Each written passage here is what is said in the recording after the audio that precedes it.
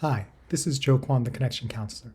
Do you ever get nervous when you're about to head into a negotiation? It could be to buy a car, a large appliance, or even just a negotiation at work with a family member or friend.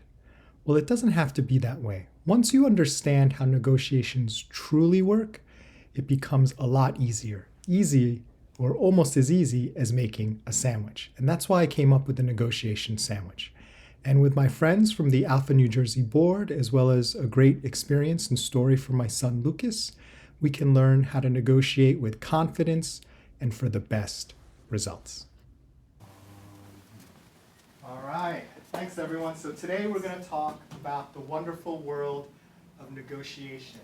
And some of you are actually going to practice what we preach. And we're going to have a very simple, easy mock negotiation. The first time I had to negotiate in front of people was well into my career, and for some reason it was really scary and intimidating, and it was awkward. But what we're going to do is we're going to simplify it. We're going to take tiny little pieces. Each person will have a role. You'll know what to do. We'll have coaching on the side, and everyone will be able to help. So let me just say the people who participate actually get much more out of the presentation than just watching it. So I encourage you all to participate. So let me start out by telling you about one of the toughest negotiations I ever had. So I'm at home, it's the weekend, I'm a little bit tired, I just want to relax, and my wife says to me, you need to get your son clean. It's your turn to sort of get Lucas a shower or bath or whatever, right? I'm tired, kind of don't want to do it, but it's my responsibility, I want to help my wife. So I walk into Lucas's bedroom, he's playing with his stuffed animals, right? He's young then, and I say, hey Luke, let's go take a shower. What do you think his reaction was? Child. No. And now I can feel kind of the heat rising, right? I'm already tired, I'm already upset, I just want to relax, it's the weekend. I decided I'm going to give the kid the shower, and now I'm getting a hard time, right? So this is a negotiation. My boss is my wife. My boss has told me, your job in this negotiation is to get that kid clean, right? So I'm sitting across the virtual table with my son, and he's got his allies, the stuffed animals, and I say, let's take a shower. He's like, no, right? So now I'm thinking, what's going to happen if I start to force him to do it and argue with him? What do you think is going to happen? Cry. Further pushback. Further pushback. Yeah. When you push someone, exactly, Jason, what do they do back? They push you harder. They push back, Yeah. right? Or they let you push them and they wait till you're not looking and then they push you from behind, right? So the push comes, right? It may not come immediately, but the push will always come.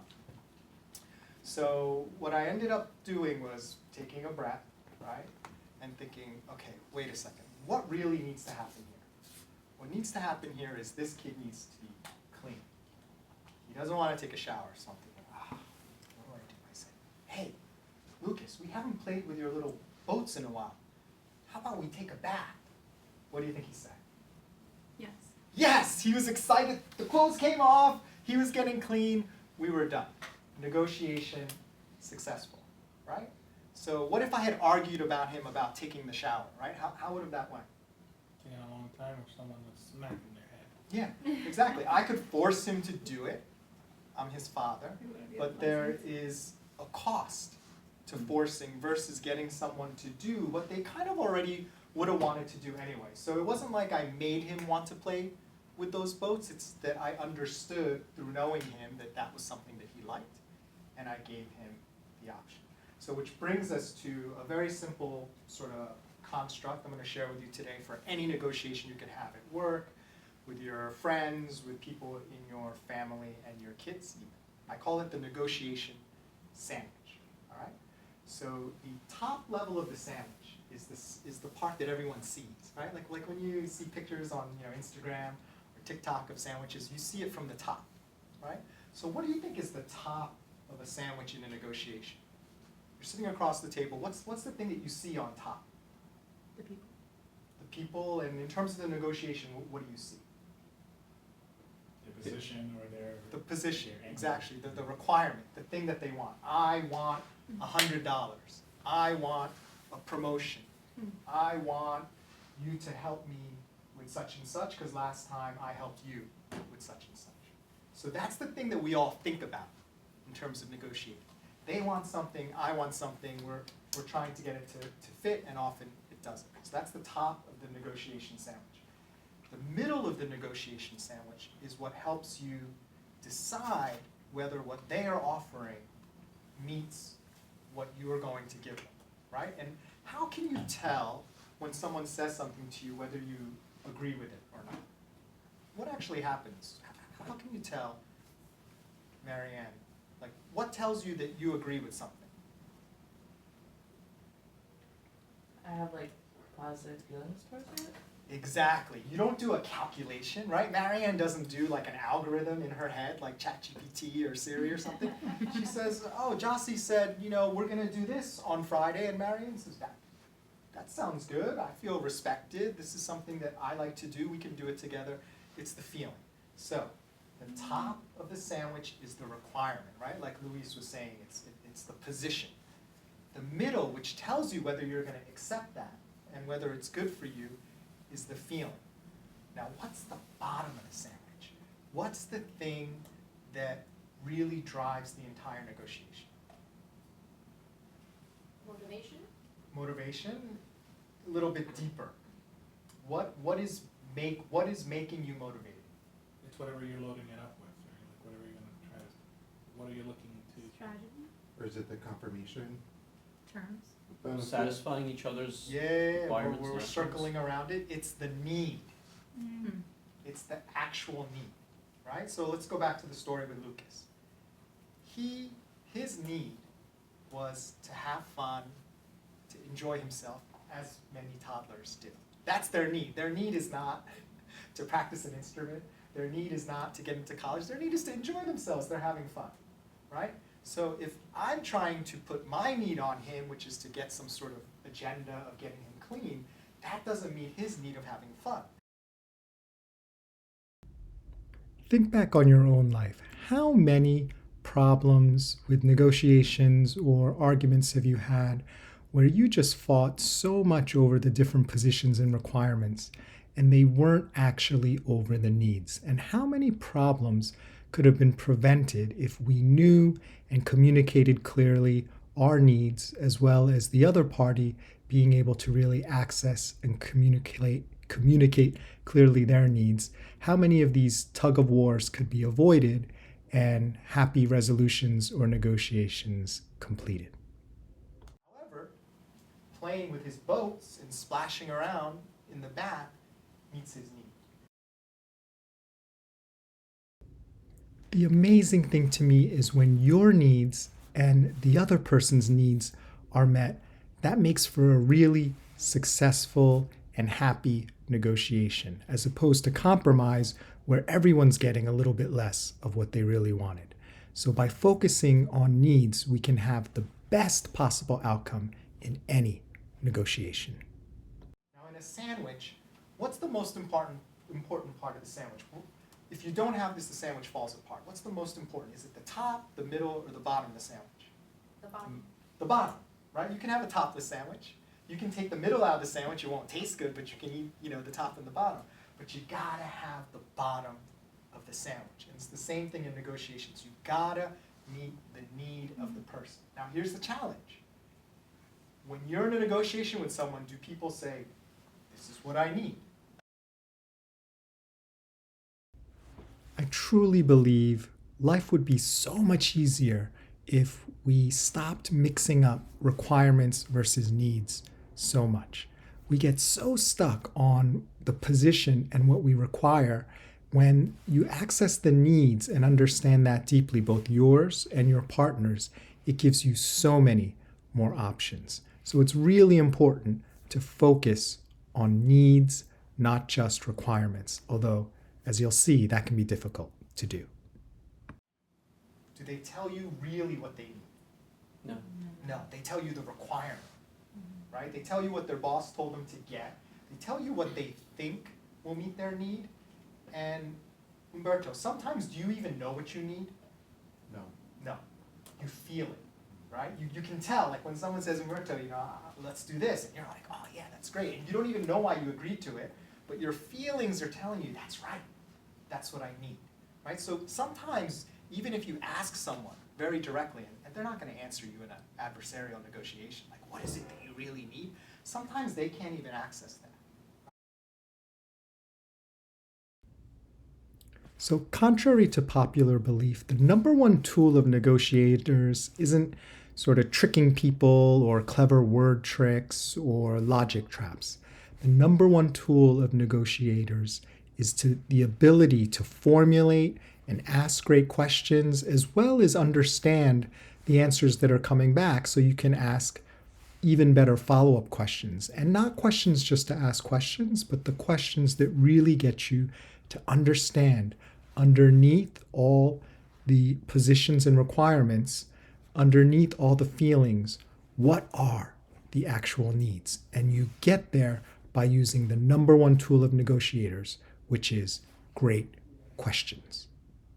So how do we help them understand what they need? What's a tool that we can use in a negotiation? Do we tell them? Fact finding, Yeah, and how do you fact find? ask specific questions. Ask questions, right? So questions are the key, not using logic tricks, not using debate.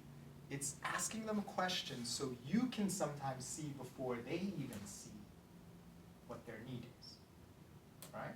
So if I hadn't come up with it right away, I could say to my son, what is it you feel like doing? And he said, I just want to play with my stuffed animals. I was like, why you enjoy playing with your stuffed animals so much? It just makes me feel good. It's fun.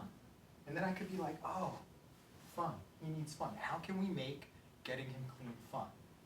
Bath, boats, done. Right? All right.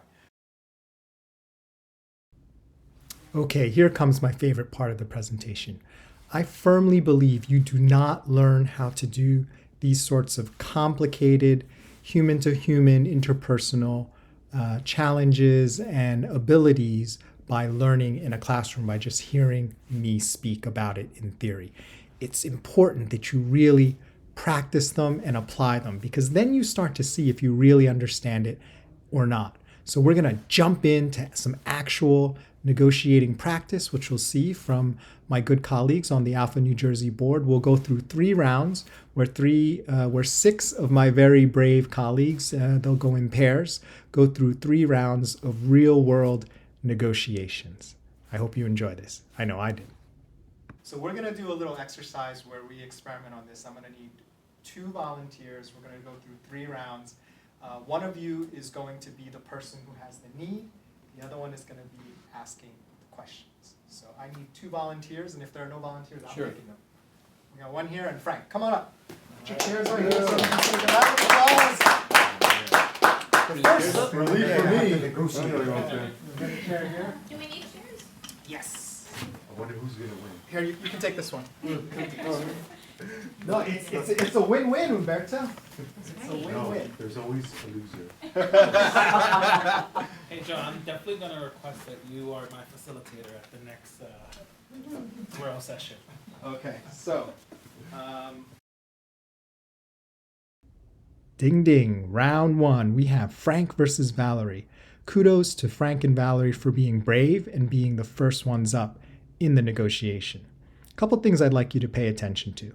First, notice how it's easy to get stuck around the requirements and just fixated on those. And notice how Frank does a good adjustment midstream and really gets better results when he shifts away from just thinking about requirements and exploring needs. Secondly, just a comment that the need that's going to be driving their negotiation is a common hidden one that affects so many relationships, and we may not even realize it. Frank, you're going to ask the questions, and you will be responding. Okay, so a couple rules here. When you respond, you have to tell the truth. You can't lie. But you don't have to spill the beans. Like, you can be evasive, you can be coy, right? Frank, all you have to do is ask questions. The only question you can't ask straight up is, what do you really need? Because she has to answer honestly, and that would destroy the whole premise of this. Okay. So pick a number, 1, 2, or 3. There's 3 just going to show you how this works real quickly.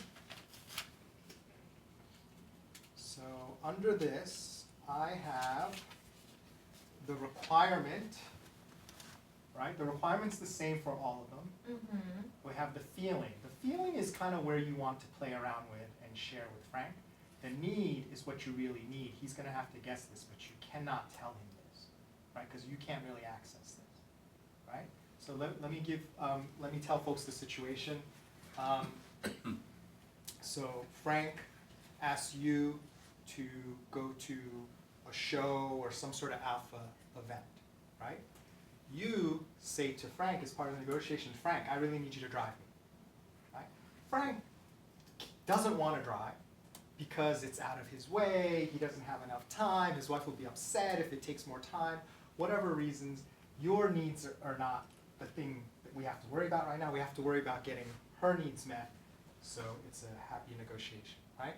So just talk as if you're, you ask her to go with you, you respond, I'm going to need you to drive, and then the questions kind of, again, will take about 2 or 3 minutes. And then I'll jump in if we get stuck, all right? Okay. So I want to go with her, but she wants me to drive, right? Yeah, you guys are going to the event together, Okay. and then her condition to going to the event is you need to drive her. Right, specifically I need to drive.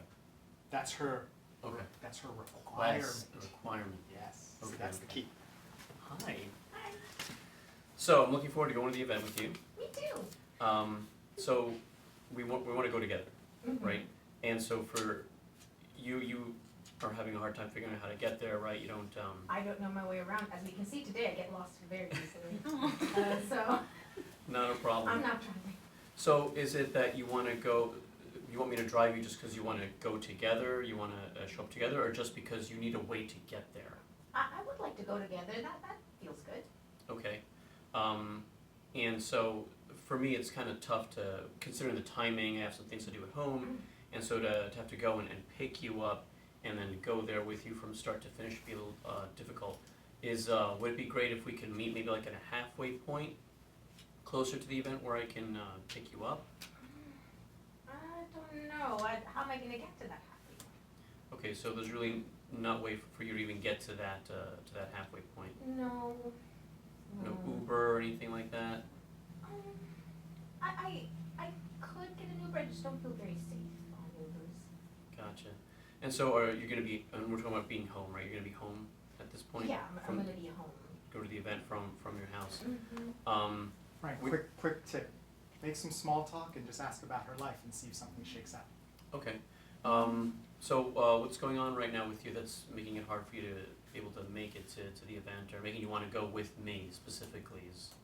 Well, you're really nice, and I like, having a nice conversation on the ride, and I think it's like it makes more sense. Like it's cheaper for both of us if we go together, like if we carpool. Gotcha.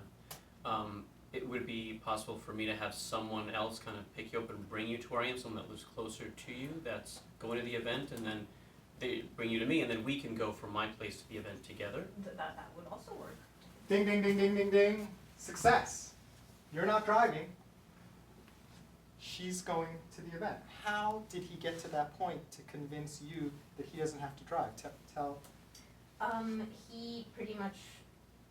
My underlying problem is that I didn't have money for this trip, but I didn't want to admit that because it would, make me very uncomfortable, and I had to admit that I was like strapped for cash or in a bad financial position. So he came up with a solution that addressed that need and still allowed us to go together, but didn't, make me feel bad or call out the fact that, Do you really need Frank, this handsome man, to drive you? No, No, you don't need him to drive you. What do you need? transportation. Free. Free. Right. Right? That doesn't cost you out of your coffers. Right? Give him a round of applause. There we go. Who's up next? Need 2 more I want to do victims. it. We did it. Good job, Frank. All right, good job. Yes. Round 2, Wander versus Christina. A couple things that may be useful to notice. First, it's not really just about meeting the requirement. Notice how you can meet the requirement in a way, but the person can still say no if you're not really meeting their need. And somewhat related to that is what worked in a previous negotiation may not work in a separate, different negotiation, either because the person is different and has different needs, or even if it's the same person you negotiated with before, their needs may have shifted. This is a turn. So, same intro. See what makes it You to the need a first. ride to wander to drive you. This is how you're feeling because this is what you need, Oh, okay, right? You get it? Same situation. Same situation. So you can start out the same way. Ask her to go to the event. She's going to say, I need you to drive me. Negotiation begins. So Christina, Yes, I heard you want to ride with me to the event. I do. What helped? So I think is there any way that you can meet me somewhere else so we can go together? Because I think you live a little bit not near me, so I'm looking to see if we can meet halfway there so that we don't necessarily lose time, so that we can find a happy medium to get to the same place at the same time. Wait, time out. Can I, is it, like, is it a little different from that situation? Or he has to pick me up? Yeah, right now he has to. Oh, he has, okay. Because Because of. unless you think this is met. Oh, okay, got it, okay. No, I'm sorry, I just like, I can't, meet you halfway, unfortunately. But I would still love to go together to the event. Okay, so how can we figure out a way, 'cause it's very difficult for me to go pick you up. Any particular, do I have to pick you up? Do you have a friend, or colleague, or significant others that perhaps can either, maybe we can meet at the office and then go from the office to the event? So I don't have anyone who can take me, or I can go with them, because I would really wanna go with you. No, and I don't mind doing the carpooling with you at all. It's just I'm trying to be effective and efficient and you know, not just give us the best amount of time Mhm. for us to get there. Yeah, I think, I just wanna make sure, it's just, you know, it's been kinda stressful at work and, overwhelming, my personal life, so I feel a little,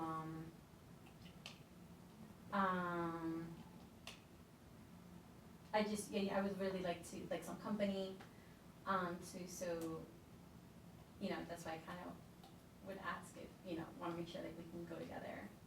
Do you think, so I think someone else that lives near you from our company is gonna go. Would it be okay if they pick you up and then perhaps we all meet up together and drive together? Yes, I think that would work. Okay, so Yeah, kind of? I'm gonna say he needed to go one step further, but he was Okay. in the right direction. Okay. Right? So what do you think she needed? She needed to be picked up. No, But- Okay. no, Yeah, she she was- didn't need to be picked up. So what do you think she needed? The biggest thing that I got was that she was going through a difficult time, so she So needed what does she need? a conversation Emotional and. Yes. Emotional Did you support. give her emotional support with your suggestion? No. Give her a suggestion now that gives her emotional You're support. her a hug. You're not driving her. You're not driving her, but you're giving her emotional. How could you do that? So hey, what's going on at work that you're feeling stress? Is there something, you know, do you need to talk to someone, or it's, how can I help you deal with the situation that you have at work? Oh, no, thank you, I appreciate that. Yeah, just a lot of reporting and projects at the moment and personal life, going on, so it's just, I'm feeling a bit distracted and just, again, like overwhelmed, so I really could use a friend and maybe on the way ride. So how about this?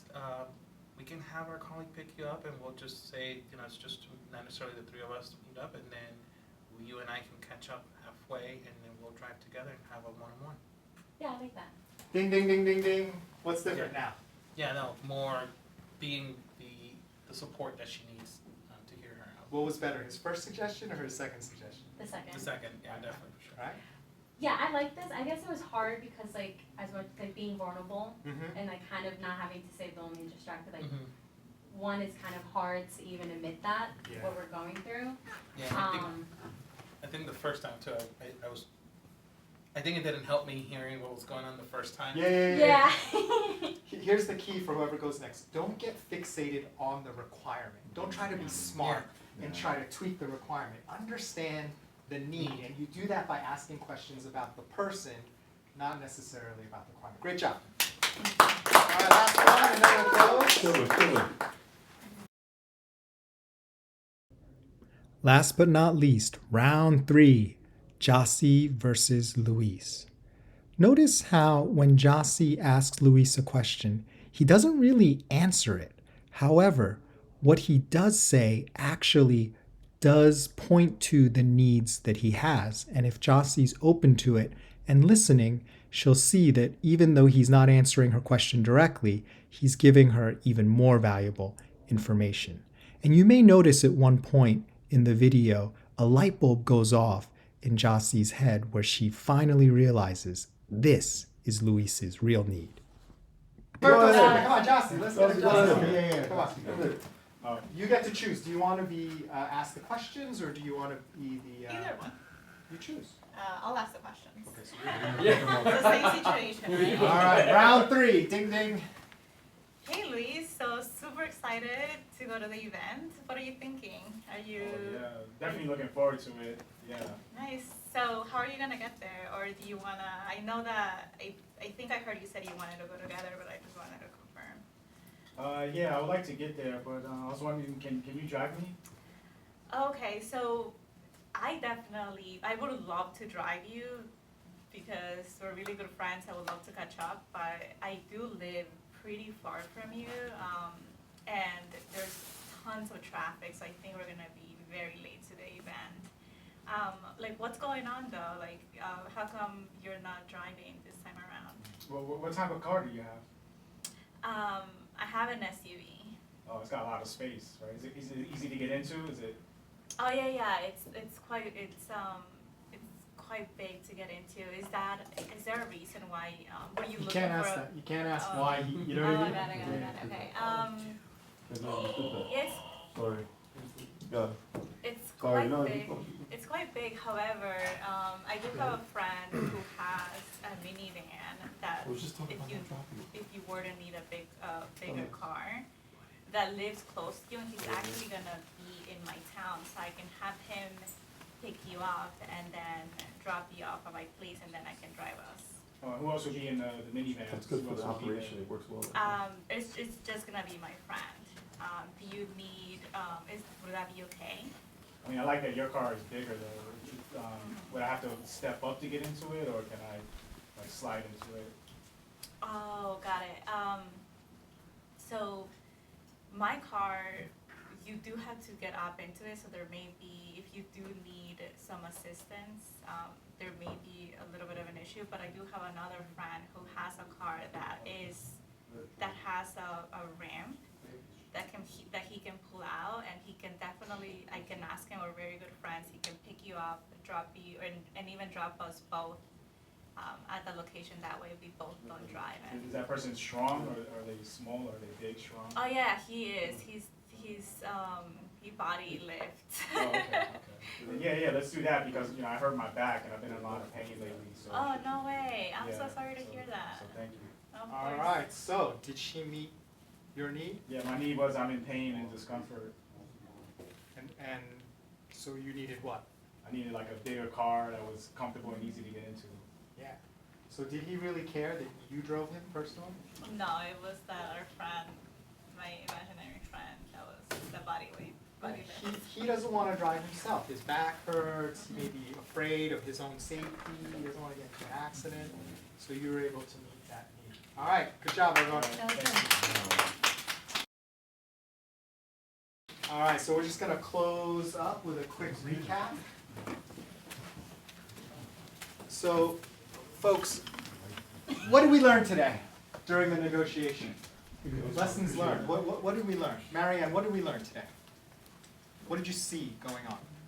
Gotta find out what the need is, Yeah? How do you do that? asking questions. Yeah. What did you think of of the exercises? Did they give you a sense of how this might actually work in real life? Yeah. Humberto, what'd you think? I thought it was great. I think definitely the asking questions part. I think even in the regular stuff that we do every day, we forget, right, that Yeah. these are also real scenarios that happen, and we might miss it if we don't ask the right questions. Yes, I absolutely. think what I would like to say is sometimes we can have the same situation and it could be driven by the different experiences. For example, in my case, when I went through, in my mind, it's like, oh, someone else already went through this. So I try to take their perspective instead of trying to listen for Yes. Listen, that. yeah. Because she hit on the key words, right? Like Yeah. she said, I'm stressed on this, and I completely just ignored it Yeah. that first time around. But in reality, I didn't listen. Well, so I think listening there and not necessarily just because someone else. And I was preaching to a lot of people, just because the situation's the same doesn't mean the experiences. Yeah. Louise, Frank, anyone else? Any findings or Jossie? I think something Lessons? that was definitely unique to me or that stood out was that some people may be uncomfortable telling you what their need is, and that was with Christina. And when you are negotiating, maybe that person, has like an issue, and I Absolutely. Any other observations, Louise? Just add, I mean, this is really relevant, especially as we're negotiating for like venues and stuff like that. So if we think about like that one venue that, they were kind of mad at us that we rushed their whole venue with a whole lot of people more than we had contracted for. And so maybe underneath it really wasn't about that, and maybe it was about they just needed assurance that we wouldn't do it again, or whatever was the situation, right? So this is really helpful as we negotiate with venues, negotiate with partners, negotiate with members. Great observation. Jason? Yeah, I really like the not having the funds, and I think that's pretty common, you see that a lot. Yeah. And it's funny because, sometimes there's signs being shown before even something like that happens, Yeah. and we tend to kind of overlook those, right? It could be an example of like, hey, I'm gonna go to, go have a drink after happy hour or have dinner. Oh, no, I can't, and it's always constant, there's always reasons why they can't go. And it's obviously because they don't have the money to come up with it. Yeah. So I always say, hey, if you could always find those signs or kind of read that person and Yeah. realize certain things are going on, when you get to that event, it should hit you that much quicker Most to be realizing that. most people, to Jason's point, they're bleeding signs. Yeah. Mhm. The signs are there. Before the negotiation, in the negotiation. Like if I was here playing the one who needed a friend, I would have been like, because like I'm having a hard time with my wife, with my kid. I'm emotionally distraught. I'm not gonna walk into the negotiation like, yeah, I'm on top of the world. I'll probably bleed through that a little bit. Or even like in a moment, you'll catch it. You'll catch a glimpse like, wow, this guy isn't as confident as he wants me to think. There's something going on underneath. And then you dig with the questions, right?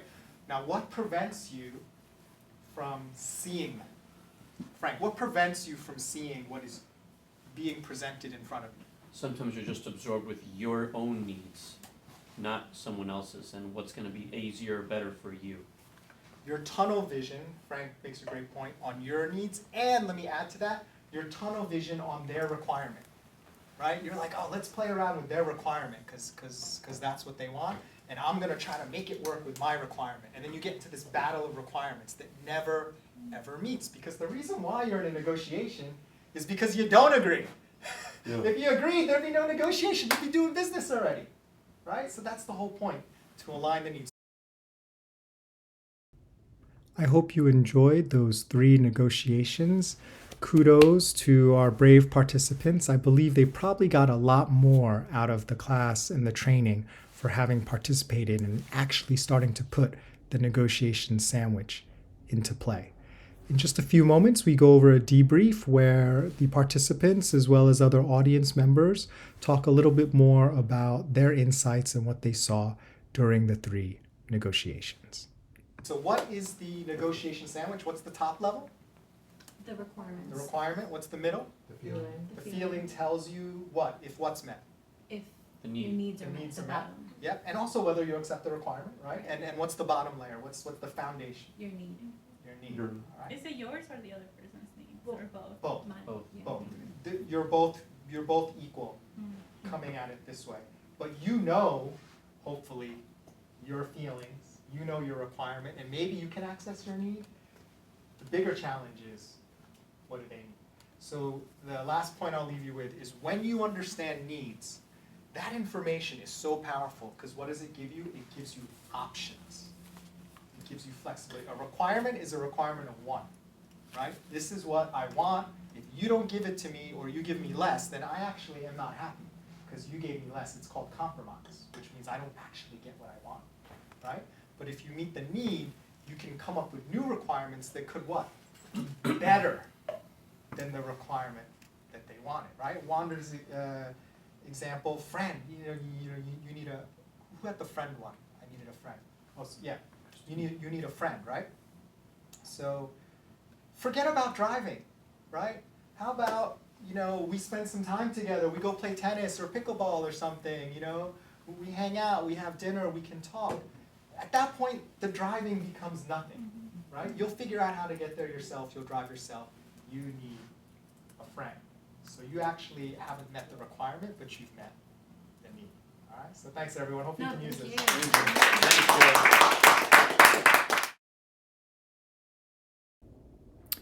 Thank you so much for joining us for the negotiation sandwich. In just a few moments, I'm going to play the credits. But before I do, I just wanted to thank all my fellow members of the Alpha New Jersey board for their participation and engagement. I learn a lot when I deliver these as well. I gain new insights from you. So thank you everyone for engaging and participating and also volunteering.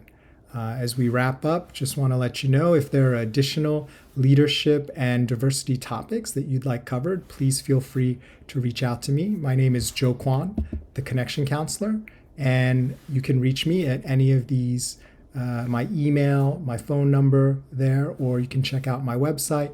If you scan the QR code, you can go to my Linktree and you'll be able to see different courses that I also offer online, as well as 3 books that I've written on executive presence, charisma, and connection, as well as podcasts that I'm actively doing now and have also done in the past. Thank you.